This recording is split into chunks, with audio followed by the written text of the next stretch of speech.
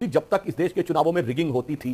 जब तक इस देश के चुनावों में बूथ कैप्चरिंग होती थी, जब तक इस देश के चुनावों में वोटर आईडी कार्ड नहीं थे, जब तक इस देश के चुनावों में सीसीटीवी कैमरे नहीं थे, जब तक हर बूथ के ऊपर सेंट्रल पैरामिलिट्री फोर्सेस के जवान नहीं थे, जब तक सब लोगों के हाथों में कैमरे नहीं थे, जब तक मीडिया का कैमरा हर चुनाव में नहीं होता था, आप लगातार जीतते थे महोदय। जब से चुनाव व्यवस्थित और पारदर्शी होने लगे, कांग्रेस मुहताज हो गई क्लियर मेजॉरिटी पाने की। 1984 के बाद से आज तक क्लियर मेजॉरिटी नहीं मिली और साक्षरता दर कम होती थी, मीडिया स्वतंत्र नहीं होता था, जुडिशरी स्वतंत्र नहीं होती थी, साक्षरता दर 50% पार की, बीजेपी को सबसे बड़ी पार्टी बनी, साक्षरता दर 60% पार की, भाजपा को क्लियर मेजॉरिटी मिला, इंफॉर्मेशन बूम आया, टोटल ट्रांसपेरेंसी भी सामने आया। बिल्कुल आप सही कर रहे हैं महोदय, ये रिगिंग मतगणना के बाद याद आ रही है। रिगिंग तो मतदान के दौरान होती है मेरे भाई, सुबह तक जलेबी थी, मतदान शुरू हुआ। मुझे लगता है गंभीरता से विचार करना चाहिए महोदय, ये बच्चों का खेल नहीं है कि मोहल्ले का क्रिकेट है कि एक बच्चा आउट हो गया तो उसने कहा मैं तो स्टंप लेके चले जाऊंगा, मैं तो इस डिसीजन को नहीं मानता, मैं बल्ला लेके घर चला जाऊंगा, नहीं नहीं नहीं वो एम्पायर ने गलत डिसीजन दिया था। मुझे लगता है इस प्रकार की बात न करके गंभीरता से आत्मावलोकन करना चाहिए कि किन कारणों से जनता ने